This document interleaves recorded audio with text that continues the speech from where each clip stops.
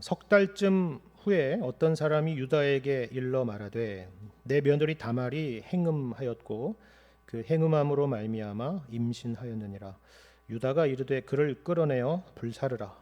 여인이 끌려 나갈 때에 사람을 보내어 시아버지에게 이르되 이 물건 임자로 말미암아 임신하였나니 청하건대 보소서 이 도장과 그 끈과 지팡이가 누구의 것이니까 한지라. 유다가 그것들을 알아보고 이르되 그는 나보다 옳도다. 내가 그를 내 아들 셀라에게 주지 아니하였음이로다 하고 다시는 그를 가까이 하지 아니하였더라. 해산할 때에 보니 쌍태라. 해산할 때에 손이 나오는지라. 산파가 이르되 이는 먼저 나온 자라 하고 홍색 실을 가져다가 그 손에 메었더니 그 손을 도로 들이며 그의 아우가 나오는지라. 산파가 이르되 내가 어찌하여 터뜨리고 나오느냐 하였으므로 그 이름을 베레스라 불렀고 그의 형 곧 손에 홍색 실을 잇는 자가 뒤에 나오니 그의 이름을 세라라 불렀더라. 아멘. 방금 읽은 우리 본문의 말씀은 참 어려운 말씀이고 충격적인 말씀입니다. 당시에 과부였던 유다의 며느리 다말이 임신한 사실이 알려지게 됩니다. 이거는 뭐 말도 안 되는 일이었고 당시의 시아버지였던 유다 입장에서는 절대로 용납할 수 없는 일이었겠죠. 그래서 끌어내어서 불사르라 했던 것입니다. 그런데 알고 보니까 이 다말을 임신하게 했던 사람은 다름이 아닌 유다 자신이었다라는 거죠.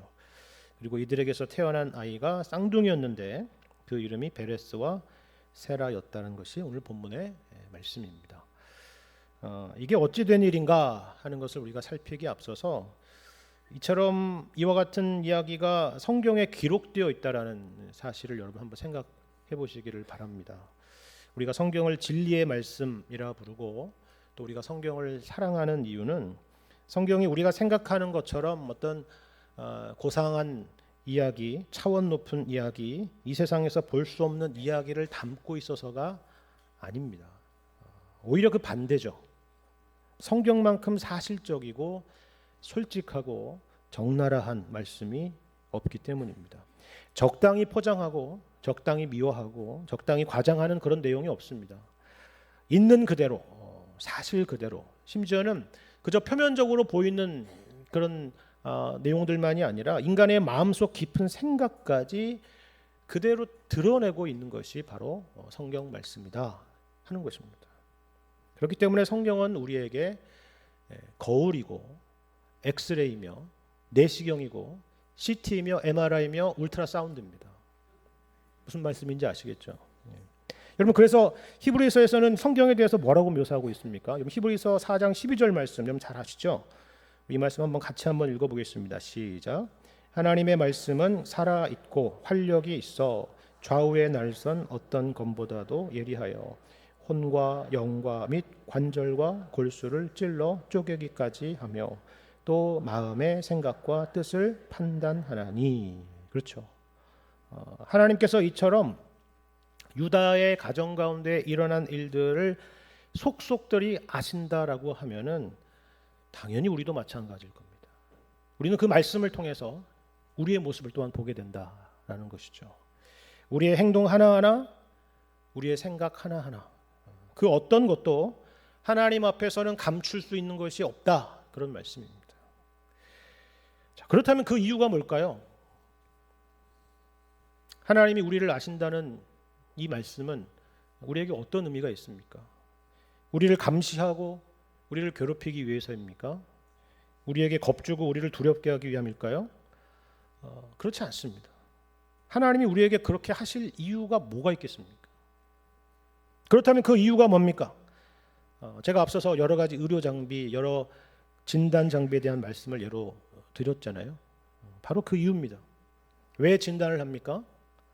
진단하는 그 자체의 목적이 있는 것이 아니라 치료의 목적이 있는 거 아니겠습니까? 우리를 죽이려고 하는 것이 아니라 우리를 살리려고 하시는 것입니다. 그리고 더 나아가서 우리를 구원하여서 우리를 통해서 또 누군가를 구원하기 위함입니다. 바로 여기 창세기 38장 말씀이 바로 그것을 우리에게 가르쳐주는 말씀이다 하는 것입니다. 여러분 사실 창세기의 흐름으로 보면요, 이 38장 말씀은 굉장히 어색한 흐름 가운데 놓여져 있는 말씀입니다. 보세요. 우리가 지난 주일까지 37장 말씀을 봤죠. 요셉에 대한 말씀이었습니다. 근데 37장에 여러분 가지고 있는 성경 보시면 37장 마지막 절인 36절을 보십시오. 어떻게 되어 있습니까? 그 미디안 사람들은 그를 애굽에서 바로의 신하 친위대장 보디발에게 팔았더라라고 이렇게 끝나잖아요. 그렇죠? 자, 그렇다면 이 다음 구절로는 오늘 본문의 이 38장 말씀이 아니라 그 다음 장인 39장 1절로 이어지는 것이 훨씬 더 자연스럽지 않겠습니까? 왜요? 그럼 39장 1절을 보세요. 어떻게 되어 있습니까?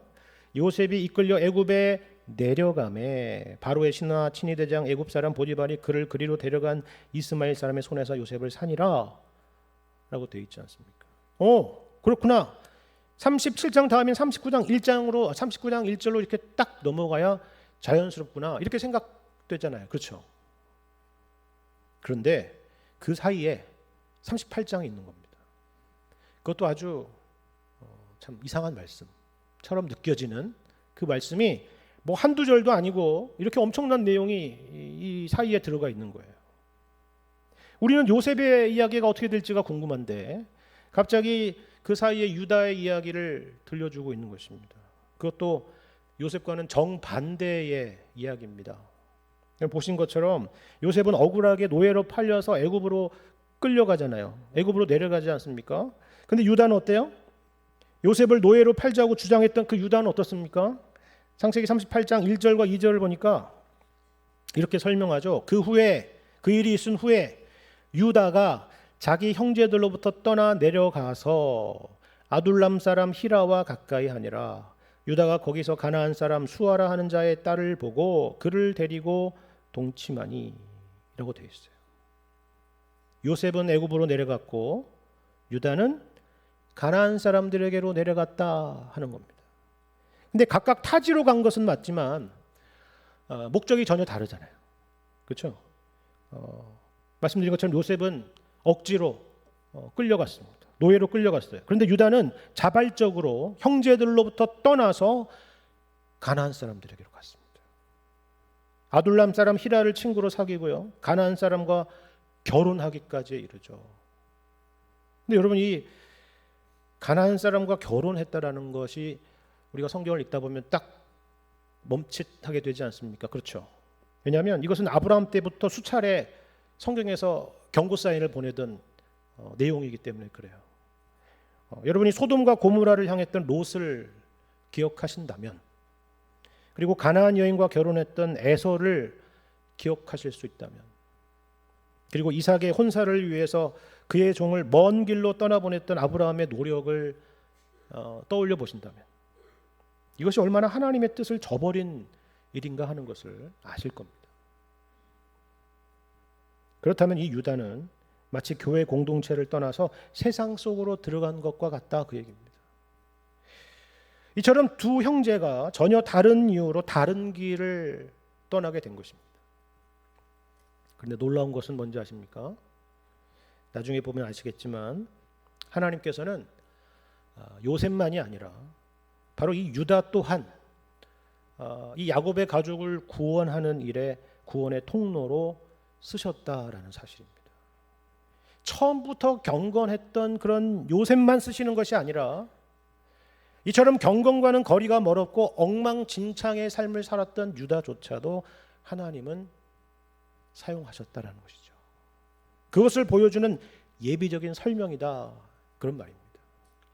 자, 그렇다면 이 말씀이 의미하는 바는 너무나도 분명하지 않겠습니까? 만일 그것이 사실이라면 우리 중에 그 누구도 예외는 없을 것이다. 우리가 주님 안에 있다면, 우리가 주님 앞에서 정직하게 겸손하게 엎드리며 나아간다면 우리에겐 언제나 소망이 있다.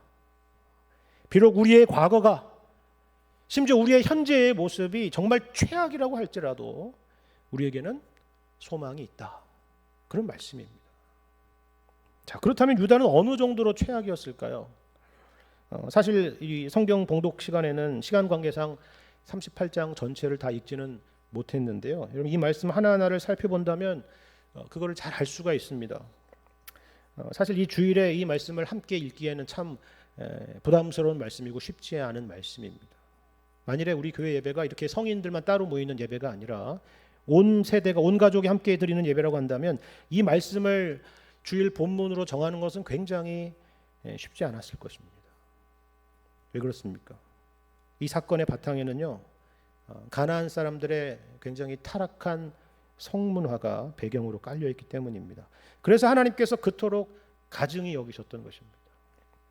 근데 유다가 이런 문화에 얼마나 쉽게 빠져들었는지를 한번 보세요. 방금 1절과 2절 말씀을 읽었는데요. 처음에는 아둘람 사람 히라와 가까이 지냅니다. 둘도 없는 친구가 됐어요. 그리고 마침내 가나안 사람 수아의 딸과 결혼을 하게 되죠. 근데 우리는 이 결혼에서 잘 보시면 우리가 생각하는 그런 엄숙하고 진지한 모습을 찾아보기가 어렵습니다. 여기 2절을 잘 보세요. 아내의 이름이 뭡니까? 몰라요. 없습니다. 그냥 가나안 사람 수아의 딸이라고만 돼 있잖아요. 끝까지 등장하지 않습니다. 누구인지 몰라요. 대신에 그 아내가 아니라 이 결혼을 설명하기를 뭐라고 설명하고 있습니까? 딱 세 가지 동사로만 결혼을 설명해요. 2절에서 뭐라고요? 보고, 데리고, 동침했다. 끝입니다. 이게 결혼이랍니다. 뭔가 비참하지 않습니까? 이게 결혼이다라고 생각한다면 너무나 슬픈 얘기잖아요. 여러분 3절부터 5절도 그래요. 여러분 세 아들을 낳습니다. 엘과 오난과 셀라입니다. 그런데 누가 이 아들의 이름을 지었는가 보면은 아버지는 유다가 아니에요. 우리 보통 아버지가 아들의 이름들을 짓잖아요. 엄마가 이름을 짓습니다. 그러니까 유다가 얼마나 가장으로서 무책임한 사람이었는가 하는 것을 여기서 알 수 있고, 결혼이라고 하는 것을 그저 성적인 만족과 아이를 낳기 위한 수단으로만 생각했던 사람이라는 것을 알 수가 있죠. 우리는 여기서 가족에 대한 어떤 애정이나 책임 같은 것을 도무지 찾아보기가 어렵기 때문입니다. 자, 그렇다면 유다는 왜 이렇게까지 무너지게 됐을까요? 저는 이 37장과의 흐름에서 볼 때에 이런 생각이 듭니다. 유다는 어찌 되었건 간에 요셉을 죽이지는 않았지만 요셉을 노예로 파는 일에 큰 역할을 했던 사람입니다. 그렇죠? 그리고 아버지에게 거짓말을 하고, 그리고 그 아버지 야곱을 큰 슬픔으로 내몰았던 장본인이죠. 이 유다라는 사람이 피도 눈물도 없는 그런 냉혈 인간이 아니라고 한다면은 이러한 결과를 두고 그저 아무 일 없는 것처럼 지낼 수는 없었을 겁니다. 우리도 때때로 그럴 때가 있잖아요. 일이 이렇게까지 될 줄은 모르고 어떤 한순간의 충동으로 큰 실수를 하거나 사고를 칠 때가 있습니다. 내가 무슨 짓을 한 거지? 라고 생각하게 되는 그런 일들이 있을 수가 있습니다. 이미 지난 일이라서 돌이키는 것은 불가능할 수가 있겠죠. 그래도 바로 거기서 그 지점에서 잘못을 인정하고 마음을 다잡고 뭔가 새롭게 시작해 볼 수도 있지 않겠습니까? 근데 그런 방향으로 가지 않는 경우도 있는 것입니다. 어차피 틀린 거 아니야? 망한 거 아니야? 이미 끝났잖아 라고 하면서 점점 더 안 좋은 쪽으로 가는 거죠.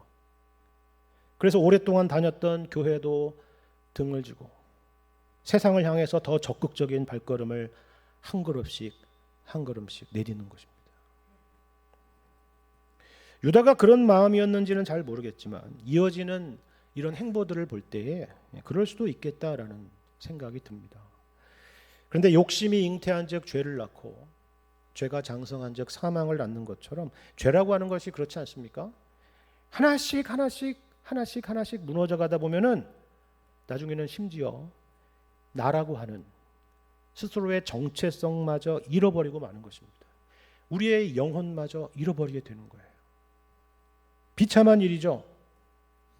그래서는 안 된다는 것입니다. 여러분 1절을 다시 보시면 뭐라고 되어 있습니까? 그 후에 유다가 자기 형제들로부터 떠났다라고 말씀하잖아요. 어딜 향해서 갔다라는 표현보다 자기 형제들로부터 떠났다라는 표현을 생각해 보세요. 혹시나 여러분 가운데 정말 스스로에게 실망스러운 어떠한 일이 있다 할지라도 절대로 교회를 떠나지는 마십시오. 믿음의 공동체를 떠나지는 마세요. 물론 우리가 서로 별 볼 일 없는 것은 사실입니다. 여러분 유다의 형제들의 면면들을 보세요. 얼마나 존경할 만하고 얼마나 사랑스러운 사람들입니까? 아니잖아요. 정말 최악입니다. 이 친구가 내 형제라니 싶은 생각이 드는 형제들이 얼마나 많아요. 정말 별 볼 일 없는 사람들이죠. 하지만 여기에는 하나님의 약속이 있고 하나님의 언약이 있습니다. 하나님 예수님께서 피로 값주고 사신 언약 공동체, 그곳이 바로 교회입니다. 여러분 영화에서나 혹은 드라마에서나 혹시 여행 중에 보신 분은 보시겠지만 유럽의 오래된 교회들을 한번 생각해 보세요.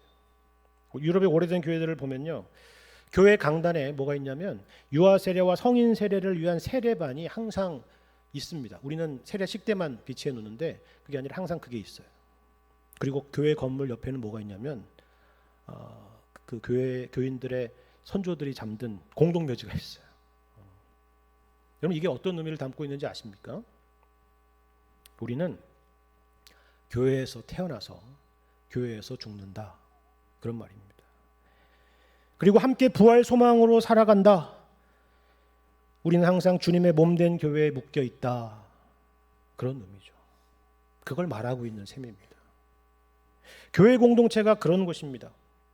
유다가 그저 물리적으로만 형제들로부터 떠나가고 있는 게 아니잖아요. 보시면 영적으로도 신앙적으로도 멀어져 가고 있습니다.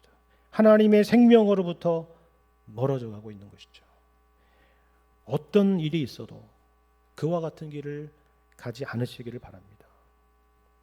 근데 이 멀어져 간다는 것이요, 한 세대만이 아니라 유다의 세대만이 아니라 다음 세대까지 이어져 가고 있는 것을 우리 본문은 보여주고 있어요.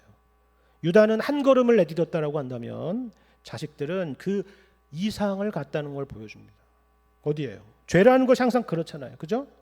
6절 7절 말씀 보겠습니다. 6절 보시면 이렇게 말씀합니다. 유다가 장자 엘을 위하여 아내를 데려오니 그의 이름은 다말이더라. 유다의 장자 엘이 여호와가 보시기에 악함으로 여호와께서 그를 죽이신지라. 유다의 장자 엘이 결혼한 이후에 죽게 되었다라는 말씀입니다. 구체적으로 무엇 때문인지는 잘 모르겠습니다. 다만 여기에 뭐라고 되어 있어요? 여호와가 보시기에 악함으로 라고 하는 이 표현 가운데 모든 것이 담겨 있지 않겠습니까? 다 열거하지 않아도, 모든 것을 구체적으로 설명하지 않아도 우리는 이 한마디 말에 얼마나 많은 것이 담겨 있을까 하는 것을 생각해 봐야 되는 겁니다. 둘째 오난도 다르지 않았습니다. 8절 이하의 말씀 읽겠습니다. 유다가 오난에게 이르되 내 형수에게로 들어가서 남편의 아우된 본분을 행하여 내 형을 위하여 씨가 있게 하라.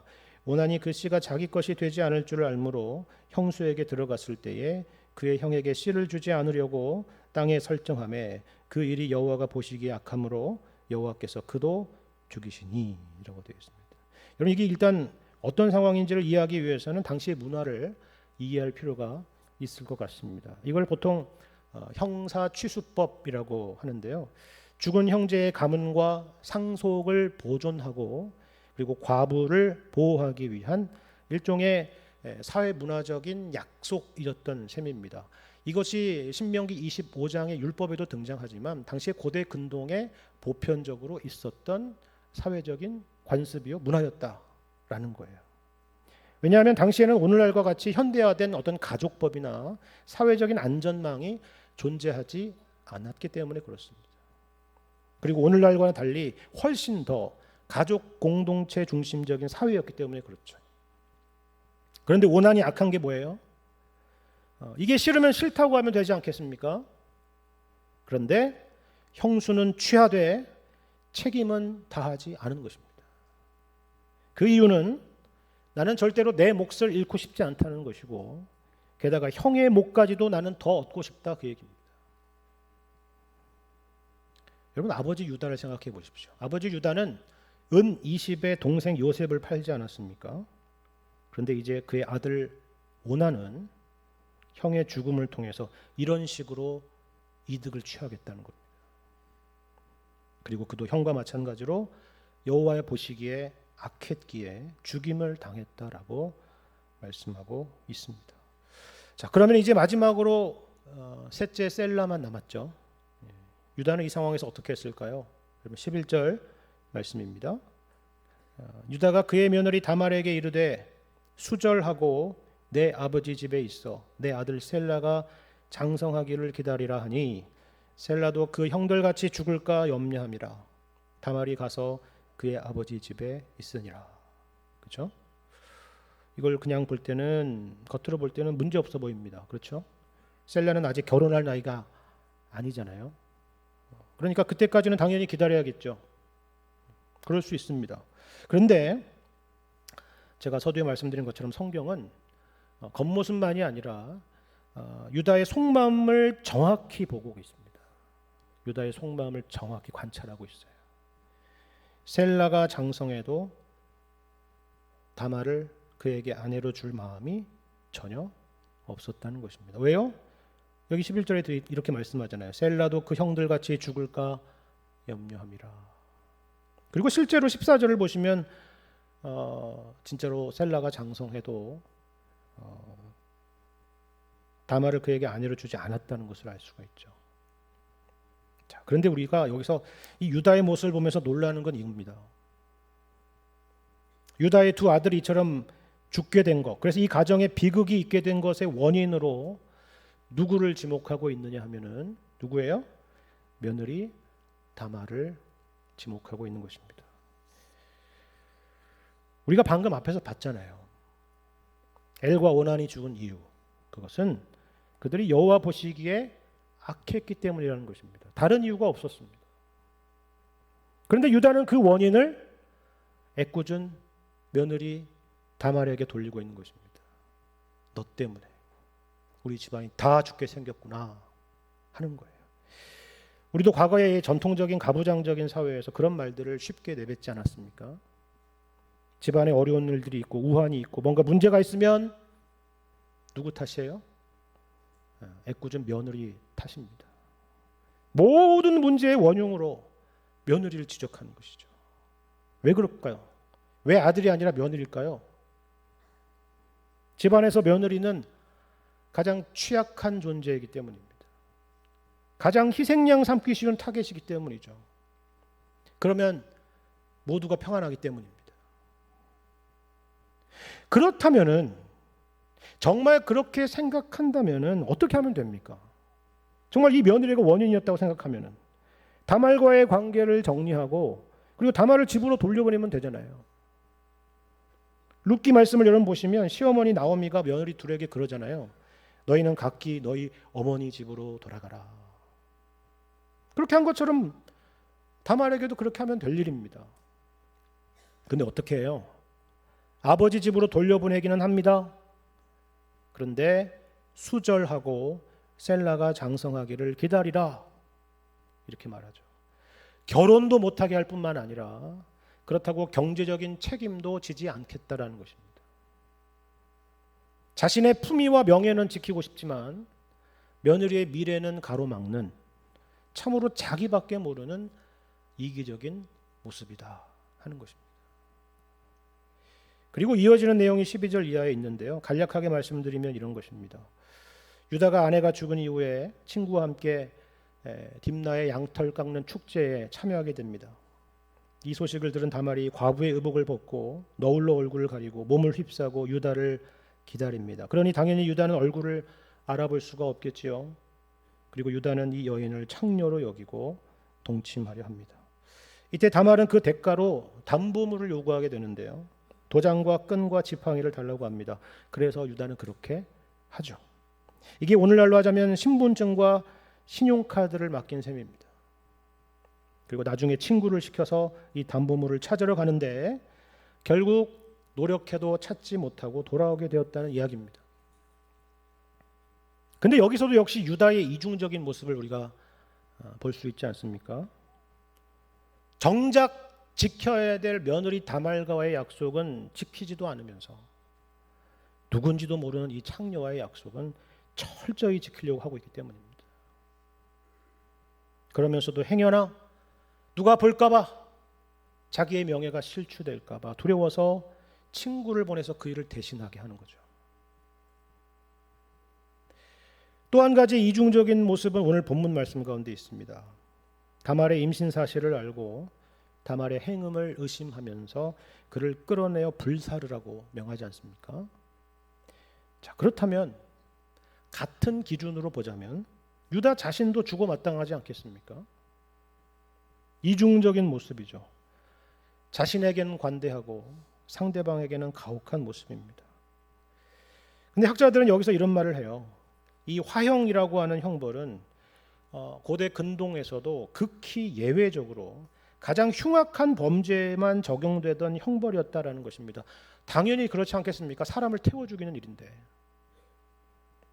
그런데 재판이나 사실관계 확인도 없이 이처럼 즉각적으로 이런 명령을 내린 것은 바로 이 유다의 분노가 단지 도덕적인 분노가 아니라 자기 정당화의 폭발이었을 거라는 것이죠. 우리가 앞서 봤던 게 그런 거잖아요. 우리 집안의 문제는 이 여인 다말 때문이다, 그렇게 생각하고 있었죠. 그런데 이게 웬일이야? 딱 걸렸네? 이런 것이죠. 거 봐라, 내가 의심했던 것이 맞지 않았느냐라는 것입니다. 어떻게 보면 이날만을 기다렸다고 할 수 있을 만큼 여기에는 그런 의미가 담겨 있다는 것입니다. 근데 갑자기 반전이 있죠. 다말의 상대가 다름이 아닌 유다 자신이었던 것입니다. 유다는 이제 더 이상 물러설 수 없는 막다른 코너에 몰립니다. 사실을 인정하지 않을 수 없는 그런 증거가 있는 거잖아요. 물론 그렇다고 해서 방법이 없는 것은 아닙니다. 아니라고 끝까지 우길 수 있고, 이 여인이 음모를 꾸며서 자신을 모함한다고 얼마든지 주장할 수도 있습니다. 어차피 사실과 관계없이 사람들은 다말이 아닌 이 유다의 편에 설 것이 분명하기 때문입니다. 세상이 다 그렇지 않습니까? 하지만 여기에 하나님의 놀라운 은혜가 있습니다. 어떤 은혜예요? 26절에서 유다가 뭐라고 말합니까? 그는 나보다 옳도다 라고 고백하죠.